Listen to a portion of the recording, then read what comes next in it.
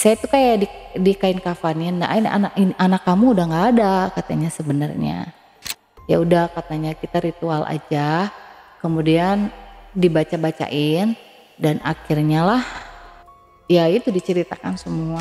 Anak kamu sudah dijadikan tumbal pesugihan genderuwo. Terungkaplah memang ruangan itu tuh Om, ruangan semedi dia.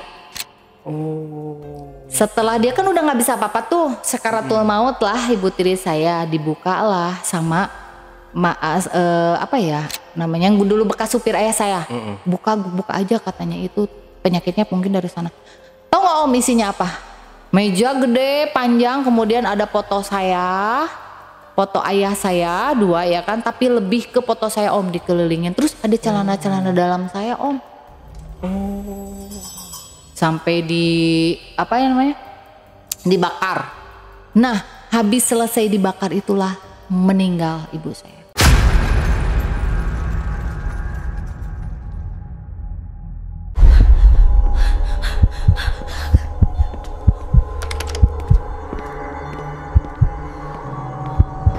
Mau merinding? Nonton Jejak Backpacker. Dijamin gak bisa tidur.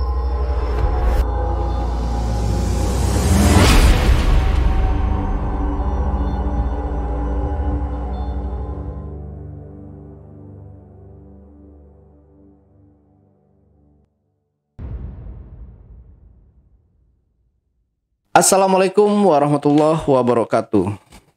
Jumpa lagi dengan saya, Ale Jejak Backpacker. Tentunya dalam obrolan misteri Jejak Backpacker kali ini, saya telah kehadiran seorang narasumber yang pernah mengalami kejadian mistis. Seperti apa kisahnya?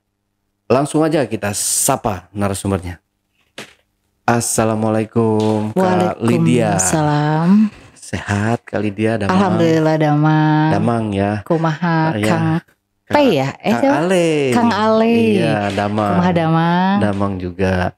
Oke, Kak Lydia nih dari mana nih kalau boleh tahu? Dari Bogor. Wih, lumayan ya. Jauh ya, Jauh Singapura bagian barat. Singapura bagian barat.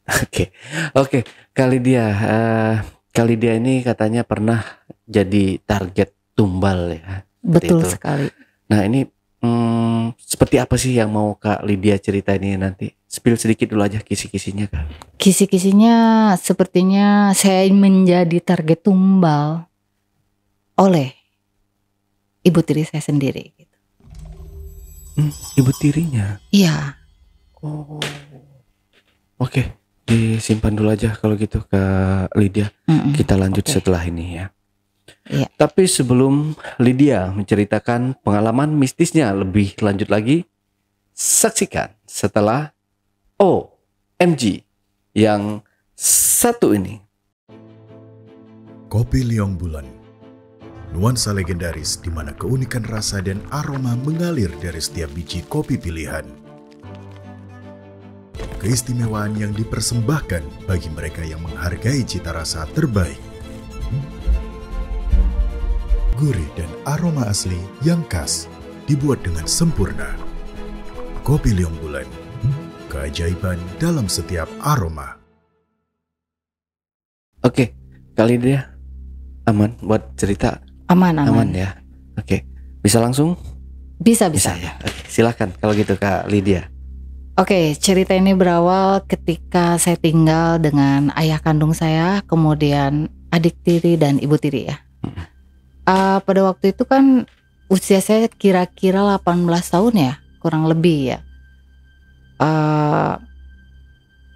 Lamanya itu cerita ketika ibu kandung saya meninggal ya. Ibu kandung saya meninggal 2 tahun yang lalu, kemudian ayah saya menikah lagi dengan beliau ibu tiri saya. Perasaan perlakuan saya kepada beliau sama aja ya, sama lebih ke ibu kandung sendiri ya. Tapi beliau itu selalu membedakan saya. Jadi kalau di depan ayah saya itu beliau baik, ramah, apapun yang saya minta dikasih. Bahkan makanan kesukaan saya pun selalu disodorin. Gak pernah saya minta, beliau sodorkan. Tapi ketika ayah saya pergi kerja atau kemana gitu ya, nah udah deh 38 derajat Celcius perubahan dari ibu tiri saya. Saya selalu dibeda-bedakan sama anak tirinya ya. Jadi anak tirinya itu misalkan makan semangka, saya cuma dikasih kulitnya aja. Dan saya benar-benar waktu itu kan tidak tahu masalah apapun ya. Kelas 1 SMA, ayah saya bangkrut total. Bangkrut om pokoknya. Sampai mau bayaran pun SPP itu gak kebayar, 3 bulan nunggak ya kan.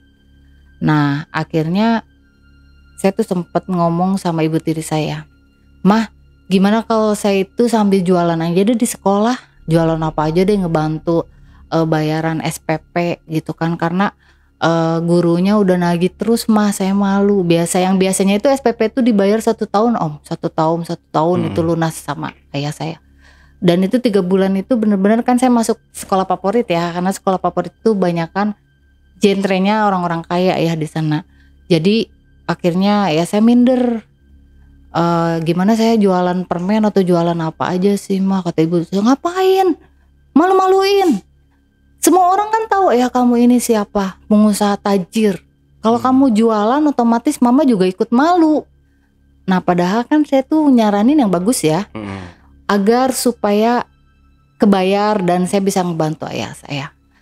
Nah gak lama kemudian ibu tiri saya tuh sering masuk ke ruangan. Di rumah itu kan ada 4 kamar om ya. Nah dia sering masuk ke kamar yang paling pojok. Terus dibilang pas waktu itu saya mau nyapuin ya, karena kan saya tuh ya udah diperlakukan udah kayak pembantu udah apalah ya. Nah dia itu masuk ke kamar yang ujung, kamar yang nomor 4. Ketika saya mau lap pintunya, "Jangan, kamu ngapain di kamar mama? Tahu nggak ini mama naruh-naruh benda-benda berharga, nanti hilang lagi. Kamu kan mama tahu nggak pernah dikasih uang jajan semenjak papa kamu bangkrut," katanya. "Nanti otak kamu tuh kriminal. Nanti kamu nyolong 1 emas mama dijual dan lain-lain gitu ya." Awalnya saya nggak curiga gitu kan, dipikir ya memang mungkin dia menaruh aset lah ya untuk anaknya gitu, jauh-jauh ke saya sih nggak mungkin gitu kan untuk anaknya, karena waktu itu anaknya kelas 6 SD, masih kecil. Dan akhirnya saya nggak curiga apapun, saya lempeng aja pikirannya, lebih ke oh ya udah barang berharga mungkin ya. Nah lama kelamaan itu om, dia itu sering pulang tapi kayak bau-bau bunga-bunga dan kemenyan gitu ya. Saya kan udah tahu kemenyan itu ya kayak gimana. Nah akhirnya kok aneh. Terus kondisi rumah juga serem. Yang tadinya nggak ada bau-bauan, terus istilahnya sosok-sosok gaib ya kan. Kalau nggak salah waktu itu maghrib malam Jumat gitu kan, saya tuh makan itu ayah saya padahal waktu bangkrut itu tuh berusaha nyari kerjaan, berusaha jualan apapun, sampai jualan apa sih barang bekas ya itu ya, kayak ember-ember kayak apa gitu yang udah bekas tuh dijualin buat ngasih mama tiri. Tapi beras pun nggak ada tuh om. Sampai saya bilang ya Allah saya lapar banget. Nah nggak sengaja itu kan saya ke kamar anak ibu tiri, ada apa ya kayak pisang. Nah saya pikir kan udah sebelah gitu ya, udah nggak dimakan lagi mungkin pikiran saya. Itu saya makan, ibu tiri saya baru pulang teriak, "Enak aja kamu makan makanan yang anak saya," katanya, sampai saya dijorokin gitu ya. Nah kemudian saya nggak nanya mama dari mana dan apa, tapi uangnya tuh banyak om, uangnya padahal ayah saya tuh udah bangkrut kan total gitu kan. Saya sempet curiga gitu, apa dia minjem ke rentenir atau apa ya kan. Nah kemudian lamanya dari kejadian tersebut itu saya sering melihat sosok. Dan kemudian kalau nggak salah maghrib tuh ya, maghrib. Nah kayak ada yang datang cowok gitu, tinggi gede, serem banget deh pokoknya, kayak ngetok pintu. Pas saya buka tuh nggak ada kan, terus angin, gak lama tuh angin om. Nah udah kejadian itu kemudian saya tidur kan, mungkin angin atau kucing kali yang ngetok gitu. Nah pas tidur itu ada mimpi, di mimpi itu saya kayak diperkosa sama orang yang tinggi gede, serem banget, dan itu baunya om kayak bau sampah itu hilang. 17 kali lipat bu sampah bu. Ya ampun, pokoknya baunya itu udah nggak kebayang deh ya. Kayak apa sih, hewan mati gitu ya, tapi lebih bau lagi. Dan akhirnya si sosok itu tuh kayak memperkosa saya. Terus saya jerit-jeritan kan, tolong di mimpi tuh nggak ada yang nolongin. Sampai saya tuh bener-bener diperkosa. Yang namanya diperkosa paksa itu kan kayak berhubungan tapi dipaksa ya. Terus dia nyiumin saya kayak apa sih, mulutnya itu bau banget kayak benanah gitu kan. Terus air liurnya juga kayak ngeluarin belatung gitu yang gede-gede banget. Kemudian saya bangun pas habis mimpi itu lemes ya kan. Ma tolong dong gitu kan. Ada ibu tiri kan lagi ambilin saya air, saya lemes banget, pucat waktu itu ya kan. Apaan sih, ngambil aja sendiri, emang siapa kamu, katanya. Akhirnya saya tuh sambil merangkak tuh om, ngambil air minum ya. Kemudian pas 2 hari kemudian terjadi mimpi itu, mimpi kembali. Tapi yang kedua sosoknya ganteng banget, ganteng pokoknya nggak kebayang deh. Kayak artis terkenal aja kalah sama kegantengan dia, dan wangi kalau yang kedua itu ya kan. Terus dia memperkosa saya juga, tapi di mimpi nih ya. Nah akhirnya diperkosa saya itu sampai saya merasakan chemistry yang enak karena dia ganteng gitu loh. Ganteng nih siapa gitu kan. Tapi tetap bangun keesokan harinya lagi memang saya lemes juga, kayak orang habis digebukin gitu loh.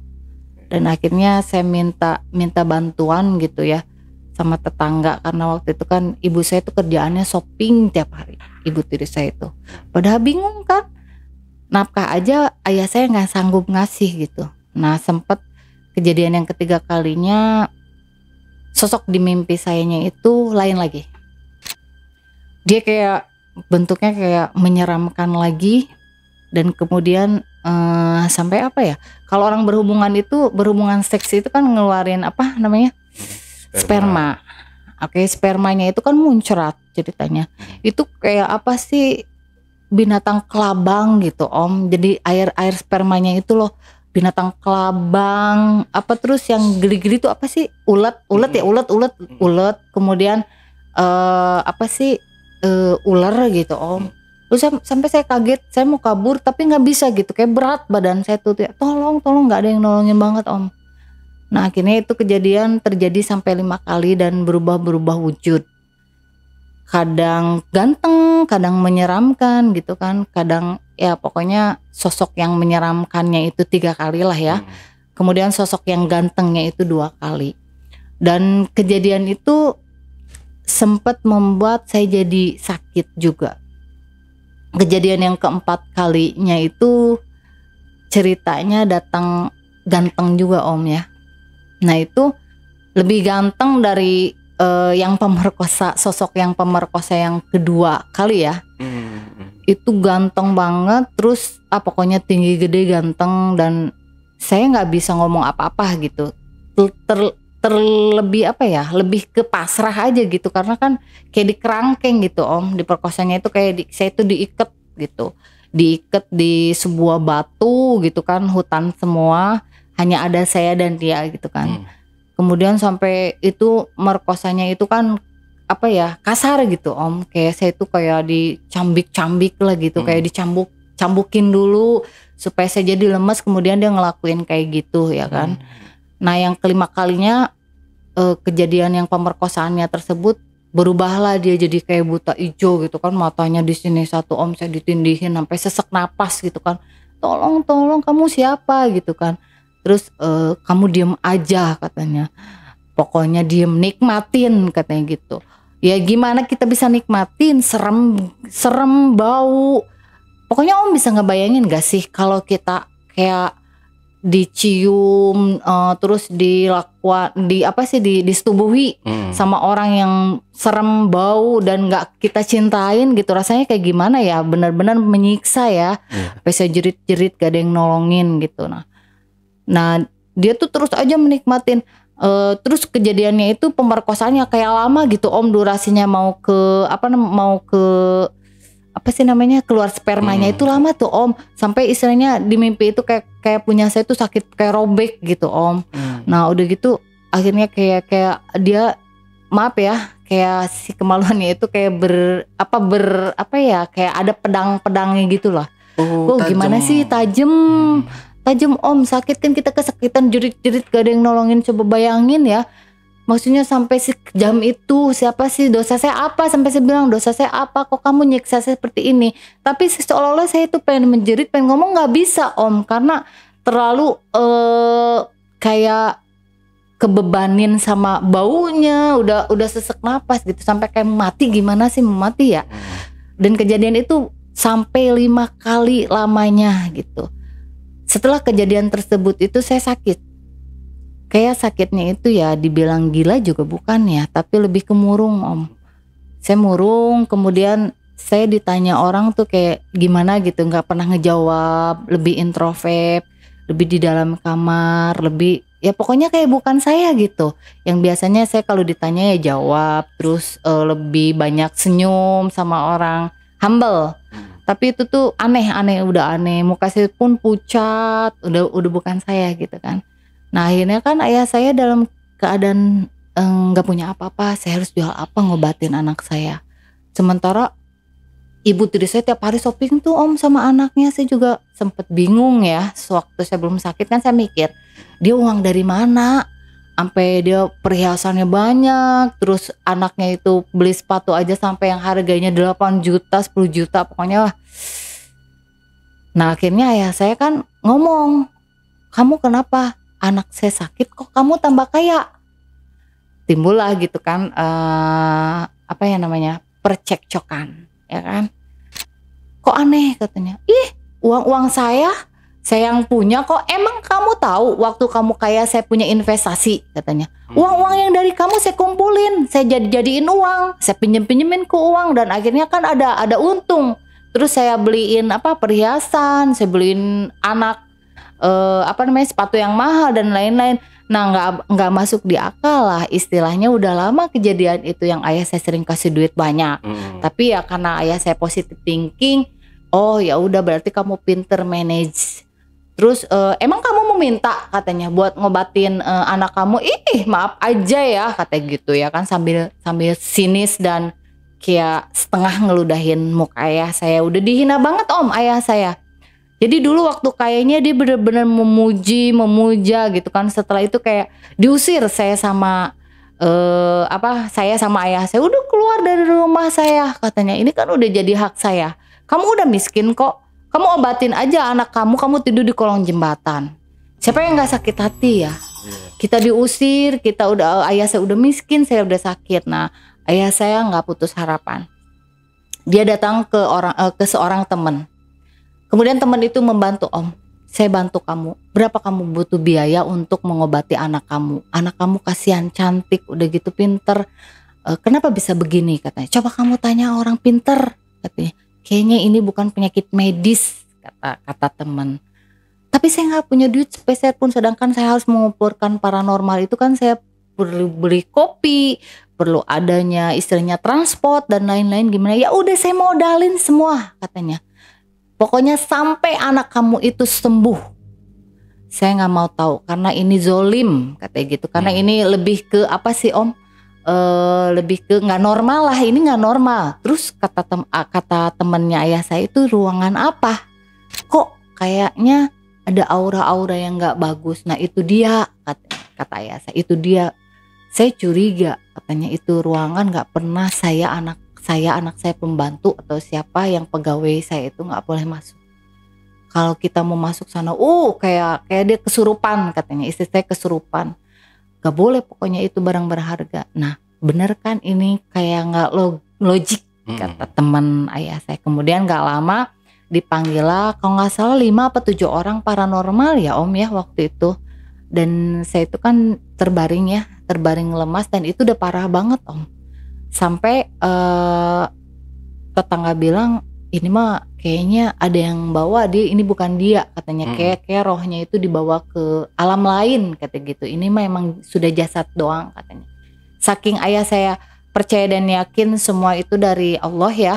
Dan nanti innalillahi wa inna ilaihi rajiun artinya kan dari Allah, dan untuk Allah juga artinya mungkin kalau memang ditakdirkan anak saya sembuh ya sembuh insya Allah, tapi kan ada bantuan gitu kan. Nah didatangilah kalau nggak salah 5 apa 7 paranormal tersebut, kemudian dikelilingin kan ya, saya di tengah nih Om nih, kayak ditelekin mayit Om. Jadi saya tuh kayak di kain kafanin. Nah ini anak kamu udah nggak ada katanya sebenarnya.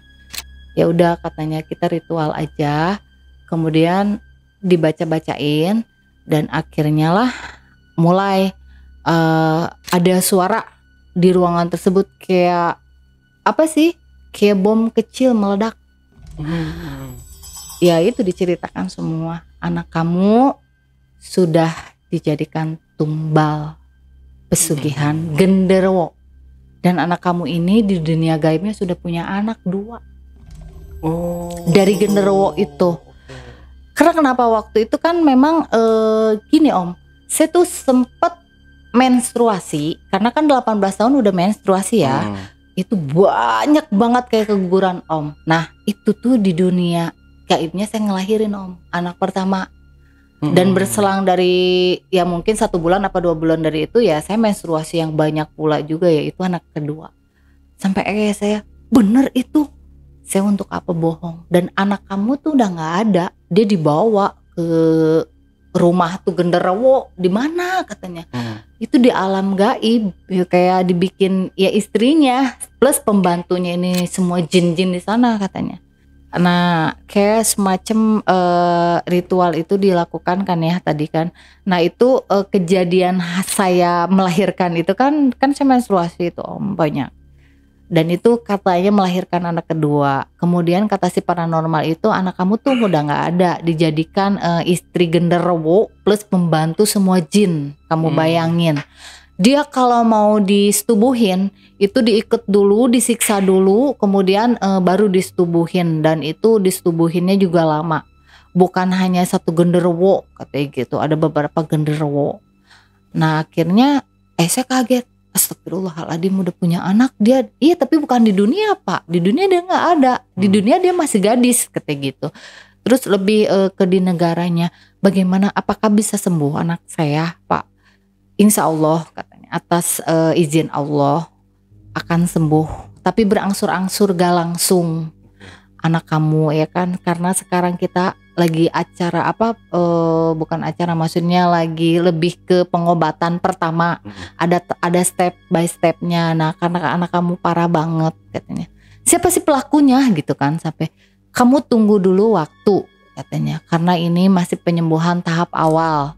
Setelah anak kamu berangsur-angsur nanti saya akan ceritakan. Itu sampai ritual tersebut itu 7 kali Om. Karena katanya naftu saya itu ya, jumlah hari lahir itu 7. Jadi harus dilakukan pas hari lahir saya dan 7 kali. Kemudian ritual kedua itu lebih ke pengobatan physically ya. Karena batiniahnya udah mulai dibersihkan tuh ya, si genderuwonya itu mungkin kayak panas gitu kan dikit-dikit. Nah mulailah ibu saya curiga dong. Kenapa mungkin penghasilannya atau duitnya jadi berkurang. Ya kan, ketika dia masuk ke ruangan itu ngoceh-ngoceh Om. Siapa yang naburin ini katanya, minyak melati itu kan ditakutnya minyak melati Om. Siapa yang naburin minyak melati di kamar saya, bau katanya, saya nggak bisa katanya. Terus siapa yang nyolong ya katanya, uang saya kok jadi hilang katanya. Padahal nggak ada yang masuk, orang digembok full, dan gemboknya juga bukan kecil gitu loh, nggak bisa di itu gitu, sama ayah saya dicongkel, atau saya kan udah sakit terbaring ya kan. Oh dia ngoceh-ngoceh kayak kesurupan gitu kan. Oh kamu ya, kata ayah saya itu kan, oh kamu kan udah nganggur sekarang, udah miskin katanya. Oh kamu ngambil ini, sampai ayah saya tuh sumpah sujud Om. Itu yang bikin saya sakit hati sampai sekarang ya kan. Sujud tersungkur sampai istilahnya sampai kayak mohon-mohon, bukan saya lebih baik kelaparan katanya daripada mengambil uang kamu walaupun kamu istri saya katanya. Pokoknya dia waktu itu mungkin udah ke hari kedua ritual tuh udah beda ya. Mungkin si genderuwonya marah apa gimana. Dan ke ritual ketiga itu lebih ke pengobatan kayak pengembalian roh Om ke dalam jasad saya, karena roh saya kan udah dibawa ke sana, ke negeri jin. Oke.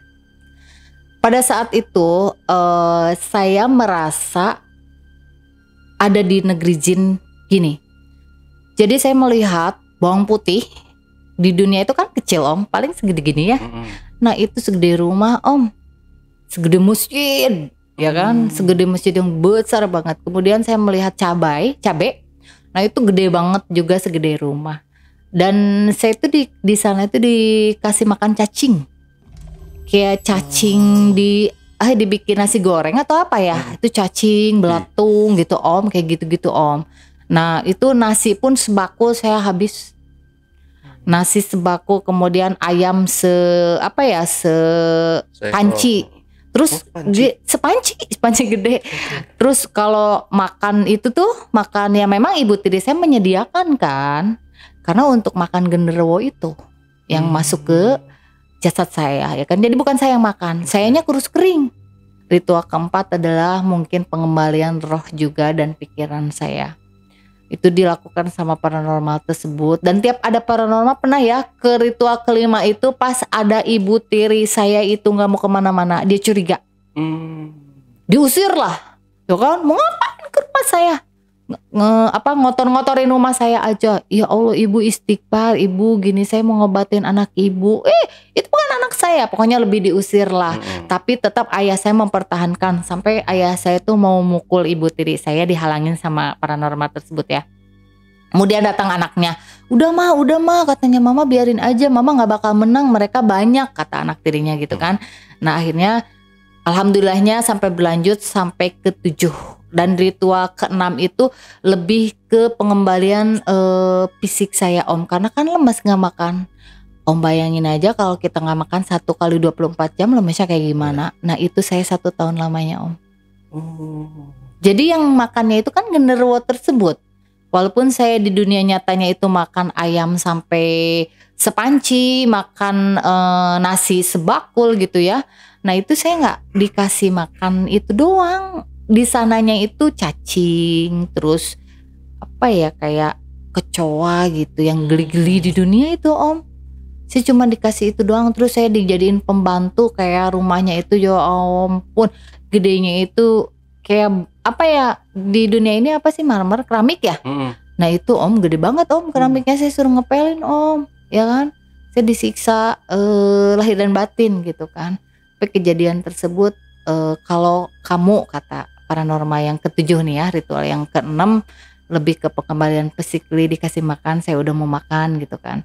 Nah kemudian yang ke-7-nya itu bertanding lah Om, antara raja genderuwonya sama paranormal, sampai mengeluarkan asap di ruangan tersebut. Dan itulah saat itu endingnya lebih ke ibu tiri saya takut Om.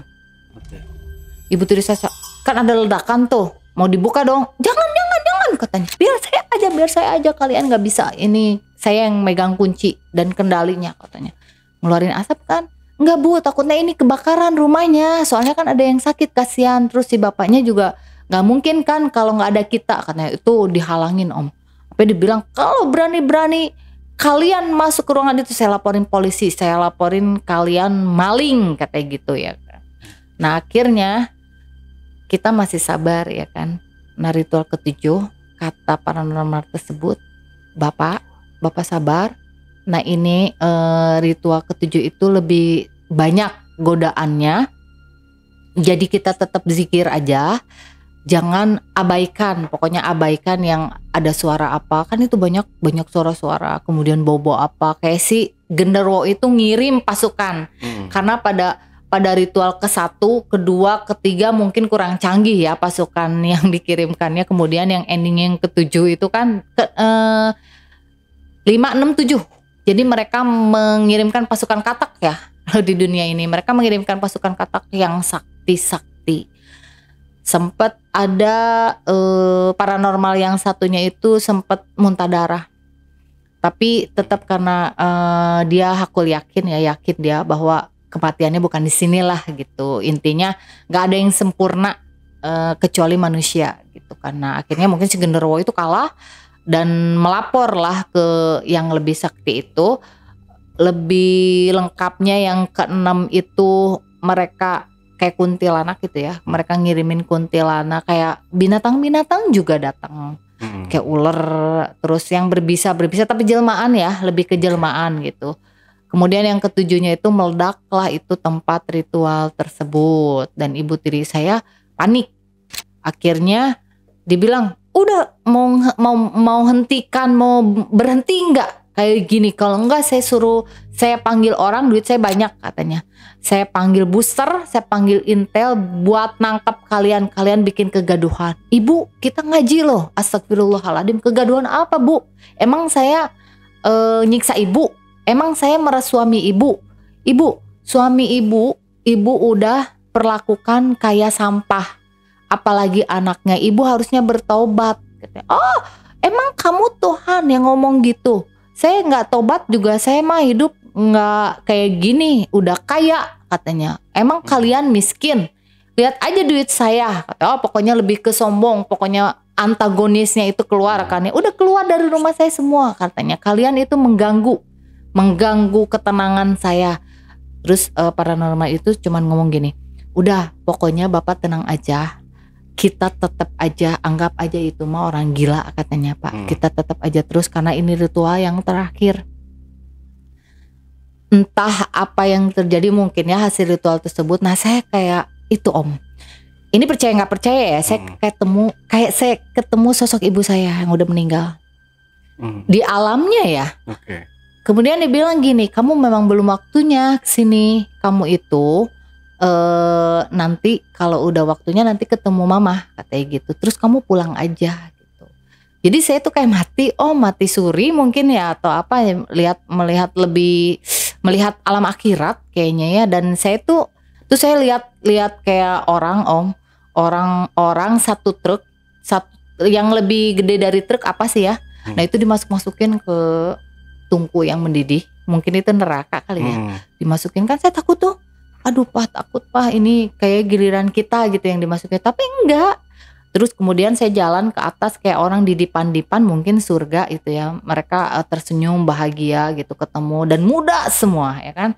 Gak lama kemudian ada orang teriak, "Woi, kalian lagi ngapain? Waktunya kalian pulang, gerbangnya mau ditutup." Nah itu yang teriak itu adalah tidak ngeliatin muka. Kayak kita gini berhadapan kan kelihatan ya. Dia enggak, jadi kayak ditutupin kayak apa sih yang jaket ada tutupnya jubah. Jubah. Nah kemudian kita lari kan, ayo ya nanti ditutup kita nggak bisa pulang. Nah itulah. Nah setelah saya mau nyampe gerbang yang gede banget, nah ada ibu saya Om dari dalam, cantik banget, udah usianya kayak 17 tahun. "Kalian pulang aja, kalian kenapa kesini belum waktunya," katanya. "Pulang aja. Nanti anak kamu akan sembuh. Kamu bilang itu istri kamu tobat," kayak gitu Om. Cuman nyampein gitu doang. Nah akhirnya di dunia nyatanya itu saya kayak bangun itu kan tetangga di sana kan udah kayak lebih ngumumin innalillahi wa inna ilaihi rajiun gitu ya. Diumumin di masjid Om. Putrinya Bapak Dani yang namanya Lydia meninggal dunia. Dan itu saya udah dikerumunin masa sama yang orang ritual tersebut dong. Udah dikain kafanin katanya ya, karena udah nggak ada nafas, udah nggak ada apapun. Dan saya mungkin rohnya ke alam barzah itu. Dan karena memang udah belum waktunya, ketika dikain kafanin kan saya bangun tuh Om. Orang kan pada ngaji Yasin. Pas ayat terakhir wa ilaihi turja'un gitu ya. Nah saya kan bangun dikain pocongin gitu. Ini ada apa gitu? Ini ada apa? Apa yang terjadi? Orang lari semua Om, kecuali orang yang ritual, ibu tiri lari, adik tiri lari, udah ngibrit nggak tahu kemana. Kemudian RT RW, Bu RT-nya doang yang ada, Pak RT-nya ngibrit. Kemudian tetangga saya udah ngibrit semua, ada yang jalan jendela, udah tuh nggak karuan tuh kayak orang digerebek ya kan. Nah yang tersisa hanya orang ritual, ibu RT, dan kemudian ada pembantu yang baik ya, si Bibi itu. Saya cuman bangun kebaring gini, ada apa ini, kenapa saya diginiin gitu, kayak dipocongin kan, ada orang-orang meninggal kan. Astagfirullahaladzim, saya mah langsung dipeluk itu tuh, dipeluk yang pembantu ibu itu tuh. Neng itu udah gini. Ya udah kamu ceritanya nanti, kata ayah saya gitu. Terus kan ayah saya tuh kalau orang Sunda manggil teteh ya. Teteh, syukur teteh udah sembuh ya, teteh udah kembali lagi ke dunia, katanya teteh ini udah meninggal. Dan emang saya lihat kain kapan gitu. Pak, kapan saya meninggal? Kamu udah meninggal, pokoknya diumumin. Katanya tadi sekitar jam berapa ya, waktu itu hari Kamis gitu Om. Kamis jam 8 pagi. Nah itu saya dibangunin lagi mungkin sama Allah sekitar habis Isya Om. Lama kan meninggal saya. Nah untungnya yang ritual tersebut itu udah ilmunya ma'rifatullah, jadi emang udah tingkat tinggi ya. Dibilang ini mati suri, jangan dulu dikubur. Mungkin kalau saya dikubur itu udah mati beneran Om. Karena kan kita nafas nggak ada, ya kan? Itu udah mati asli.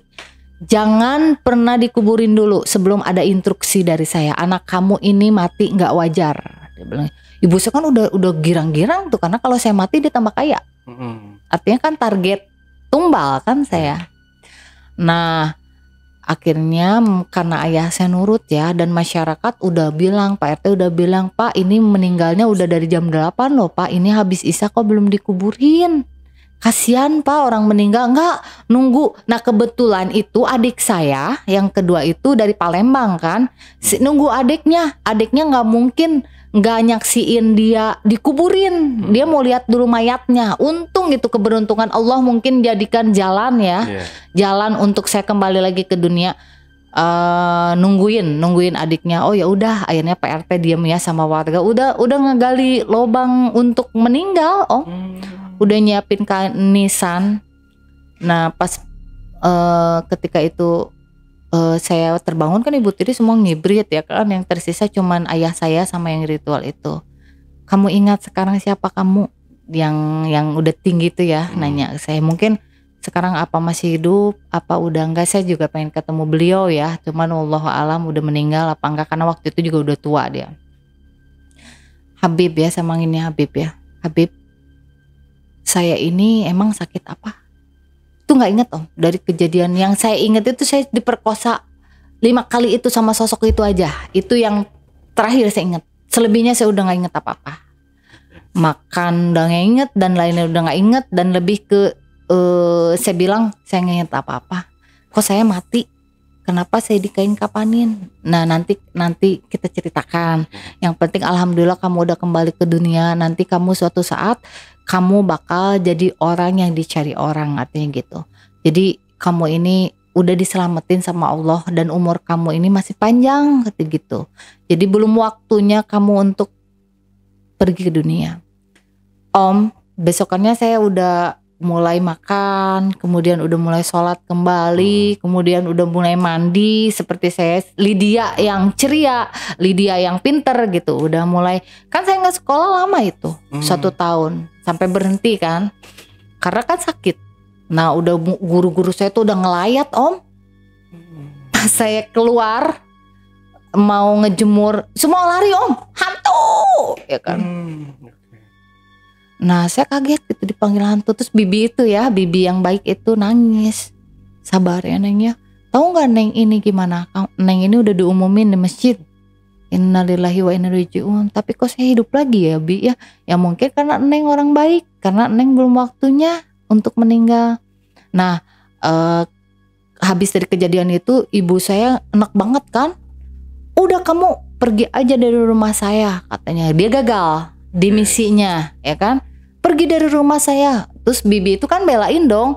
Emang ini rumah siapa? Ini rumah ayahnya loh. Ibu aja yang pergi dari sini. Karena saking gedeknya bibi itu ya. Bibi itu gak pernah ngelawan sama ibu tiri saya. Baru kali itu karena mungkin dia ngelihat ibu tiri saya benar-benar bukan manusia. Ibu aja yang pergi dari sini. Ibu bawain tuh barang-barang. Ibu ini mah rumah bapak kok, katanya. Bapak waktu kaya kan bangun rumah ini. Saya tahu bapak dari nolnya kayak gimana. Dan ibu itu manusia yang memang nggak ada istilahnya terima kasihnya ya. Ibu ini diciptakan dari apa sih Bu, katanya. Kamu saya pecat ya, kurang ajar kamu ngomong begitu. Pecat aja Bu, saya nggak rugi kok, nggak kerja di ibu juga masih banyak. Dan saya mau bawa anak ibu ya, takutnya anak ibu emang bener-bener ibu bunuh, katanya gitu. Pembantu udah tahu siapa beliau. Nah akhirnya saya diajak dong ke rumah karena saya diusir kan. Udah dilempar-lemparin baju saya semua-muanya Om. Karena waktu itu saya mau naik ke kelas 2 SMA kan. Pak SMA saya dihancur-hancurin, dirobek-robek. Pokoknya semua barang berharga itu saya udah gak punya deh Om. Dilempar-lemparin keluar ya kan. Dan akhirnya bibi itu mungut saya. Udah Neng orang baik. Neng itu waktu itu bibi lagi susah, lagi apa ngasih bibi duit. Pokoknya dia kayak balas budi. Neng tinggal di rumah bibi aja, insya Allah Neng. Pokoknya mama tiri Neng lihat aja. Pokoknya hasilnya bibi mah ya, bibi sumpahin katanya. Udah bibi, saya bilang bibi nggak boleh gitu. Nanti biar lebih Allah ya aja yang balas dia. Nggak lama berserang dari itu, bapak saya pulang ya, diusir juga Om. Pergi lu katanya gini. Wah diusir, pokoknya dilemparin juga baju-baju. Pada itu rumah ayah saya.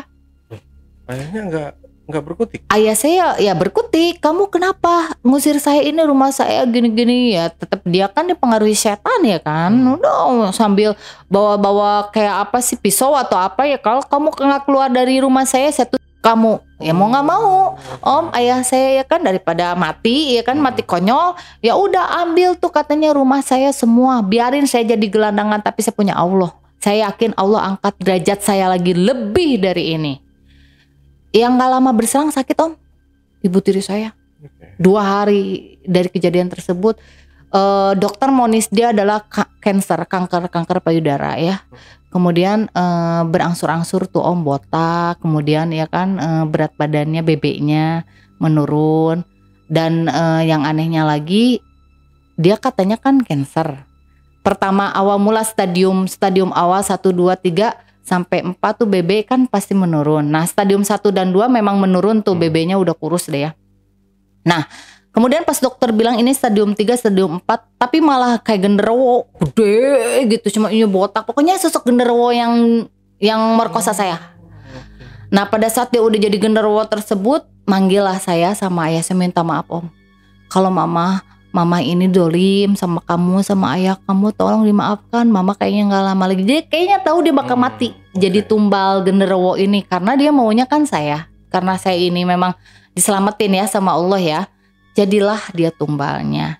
Dan gak lama berselang dari itu, penyakitnya semakin komplikasi ya. Ada penyakit medis juga mungkin ya, kebanyakan non medisnya sih. Dan azab ya, ini lebih ke azab aja dari Allah. Karena aneh banget Om sakitnya. Jadi membusuk, badannya bau.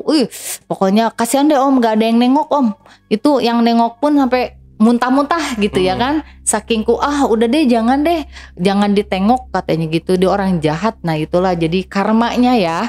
Karma dari kehidupannya dia. Dan akhirnya terungkaplah memang ruangan itu tuh Om, ruangan semedi dia.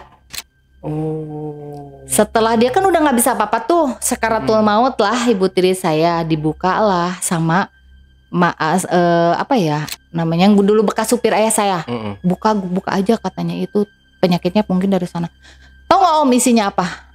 Meja gede panjang, kemudian ada foto saya, foto ayah saya 2 ya kan, tapi lebih ke foto saya Om dikelilingin. Terus ada celana-celana dalam saya Om. Terus kayak alat-alat ritualnya loh, kemenyan, terus kayak buah-buahan yang gak dimakan, lilin-lilin, wah semua dihancurin Om, kayak ngehancurin berhala. Sampai apa ya namanya, dibakar. Nah habis selesai dibakar itulah meninggal ibu saya. Jadi ketika mungkin sakaratnya itu hancurin dulu itu, maksudnya kata genderuwonya mungkin. Kalau enggak nih orang nggak bakal saya ambil gitu, kayaknya gitu. Lebih ke gitu. Jadi setelah berserang dibakarin semua tuh, foto-foto saya diambilin kan, foto-foto celana dalam saya diamanin. Nah dibakarlah alat-alat ritual tersebut, kemudian dijadiin sama ayah saya, dibersihin, dijadiin musola. Sampai sekarang meninggal tuh ibu saya, meninggalnya tuh dengan mata melotot, kemudian ya lidahnya keluar Om, bener-bener sosok genderuwo itu. Dan gak ada satupun yang melayat dan gak mau yang ngajin yasin Om. Itu ketika di kain kafaninnya Om, ya ampun, apa namanya yang namanya geledek, geledek sama hujan angin kayak mau tsunami itu di sono doang. Jadi pas saya cek tuh ke rumah teman saya, saya telepon kan, Dri, ini di sana hujan gede nggak sih, hujan angin? Enggak, di sini cerah. Nah berarti kan di azabnya ya Om ya, nggak diterima langit dan bumi itu. Kemudian ya walaupun begitu ya kita juga manusia ya, kata saya, Pak, ituin aja sampai 40 hari gitu kan. 7 harinya gitu kan, 7 hari walaupun nggak tiap hari kan ayah saya drop ya uangnya ya, dan uang-uang itu kan uang-uang genderuwo kan kembali lagi jadi daun Om. Dan ada 3 karung apa 4 karung di ruangan tersebut, mungkin tadinya duit Om. Itu jadi daun kering sebelum dibakar. Tadinya mungkin duit ya, terus sama kayak kotak perhiasan jadi abu gitu kan, jadi kayak abu gitu, lebih ke abu. Terus pantung genderuwonya jadi meleleh atau apa, pokoknya bau amis, bau apalah di ruangan itu. Dan dihancurkan, yaitu yang 4 karung itu duit tadinya, perhiasan-perhiasannya jadi abu Om. Terus kemudian dikuburin, pas dikuburinnya juga, Om serem banget Om. Di dalam kuburannya tersebut itu kayak apa ya, bukan batu gede kayak apa gitu, ngalangin gitu sampai beberapa kali ngegali lagi ya. Memang udah bumi udah nggak mau terima dia. Tapi ya mau nggak mau tetap dikuburin kan, tetap dikuburin. Dan ya akhirnya alhasil setelah dikuburin beliau, kemudian anaknya kan nangis-nangis, cuman sampai sekarang anaknya masih ada ya, karena mungkin nggak tahu apa-apa sih lebihnya anaknya. Jadi dosanya dosa dia aja. Dan berangsur-angsur saya pulih.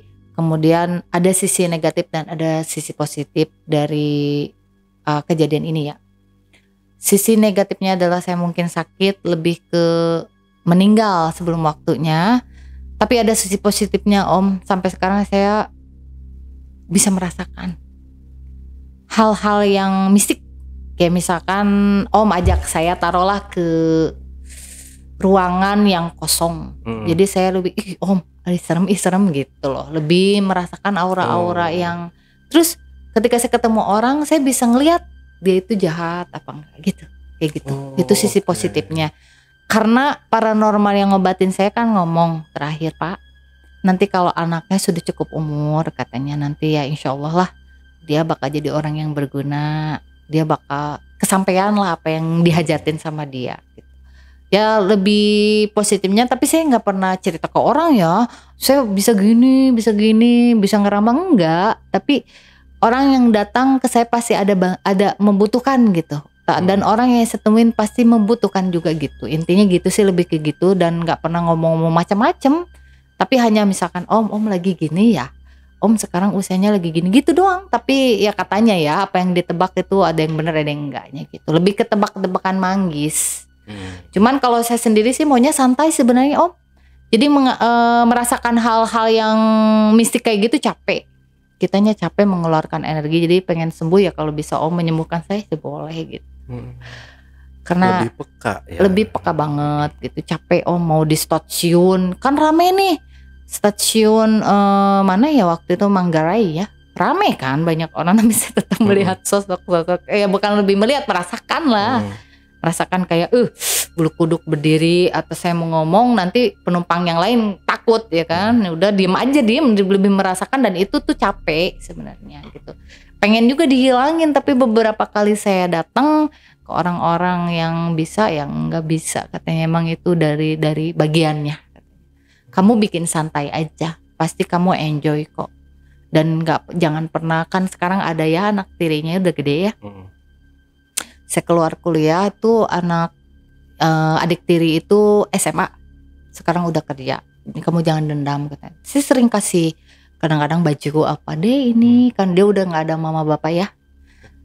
Dan rumah yang bekas pesugihannya itu dijual Om sama ayah saya, karena itu auranya kan kurang bagus katanya gitu. Terus kan ada ex pesugihan, jadi dijual lelang murah waktu itu. Dan sekarang alhamdulillah ya, keluarga kita, ayah saya nikah lagi sama orang yang masya Allah gitu kan ya. Terus saya juga udah menikah, udah punya anak dan lain-lain. Itu udah 1 poin plus ya, karena mungkin dari kejadian ini saya bisa ambil sisi negatif dan positifnya. Dimanapun orang yang tamak atau orang yang hatinya busuk ya, atau yang gak baik itu gak bakalan menang, intinya gitu. Tetap di jalur yang positif aja. Berarti ayahnya selama menjadi istri si ibu ini nggak punya kuasa penuh dia ya di Ya kayak rumah ditundukin itu. Om. Kayak lebih gini ya. Kayak emang sih tabiat ayah saya itu kan mengalah orangnya. Jadi lebih ke kalau istri ngoceh-ngoceh ya udahlah, namanya perempuan bibirnya dua katanya gitu doang. Tapi lebih di kayak dikuasain, kayak ditundukin juga. Jadi kayak aduh, kayak lebih dari gimana ya Om ya kalau saya bilang Om. Bibirnya dua.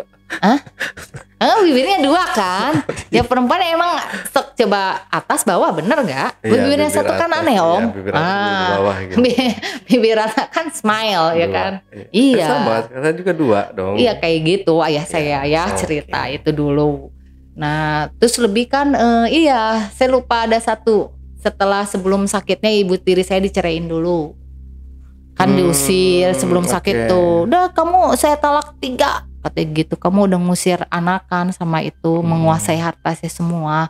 Sok ambil katanya gitu. Tapi saya ceraiin kamu. Kayak gitu dan berangsur-angsur ya. Terlebih dia yang jadi tumbal ya jadinya ya. Yang tadinya mungkin matinya juga dimakan genderuwo ya. Berbalik jadinya. Kebalik. Gitu. Karena dia nggak bisa mendapatkan tumbal yang seharusnya nih. Iya target. Jadi dia nggak dapet si genderuwonya nggak dapet target. Udah lu aja lah gue makan gitu. Lebih ke sana kayaknya tuh Om. Ya jadi ya apa yang kita tanam itu yang kita tuai. Lebih ke sana aja. Dan saya juga sering jarah kok ke makamnya ngirim-ngirim doa ya maupun apapun yang terjadi mau dia. Katanya sih ya orang yang meninggal karena gitu tuh menjadi mati penasaran ya. Katanya tapi saya kan karena nggak diterima langit dan bumi juga kan bersekutu sama genderuwo itu. Dan terlebih ya gini sih hal yang saya mau pertanyakan ya Om ya. Nggak ada kan yang bisa bikin kita kaya sebenarnya ya. Toh buktinya itu kan yang 4 karung itu jadi daun. Iya. Dan saya bingung loh, ibu tiri saya dulu belanja tapi jadi daun nggak gitu. Yang waktu dia belum belanja ke mall, belanja ke mall. Sempetnya beli mobil itu waktu itu. Cuman ya pas meninggal lah ya, sebelum meninggal habis lah. Karena berobat ya kan dijual lagi. Terus lebih ke gini ya, kan dia orang kaya tuh biasanya pakaiannya tuh bagus ya kan. Terus barang-barangnya branded dia nggak pakai loh. Jadi kayak ada yang lu boleh beli ini tapi nggak boleh lu nikmatin. Jadi bajunya tuh banyak Om pas ketika dia meninggal, Hermes ya kan, LP, Coach ya kan. Waduh itu ini yang dipakai-pakai Luna Maya atau dibeli Om. Aduh akhirnya kan saya mau pakai juga hasil begitu nggak mau ya. Ini lebih ke dibakar aja semua barang-barang benda miliknya itu. Dan keluarganya ibu tiri saya juga memaklumin karena kan memang kenyataannya buktinya bukan kita fitnah, bukan kita lebih ke ngada-ngada kan diliatin tempat ritualnya sama keluarganya tuh. Kejadian ini tuh berawal begini dia numbalin anak saya katanya segitu.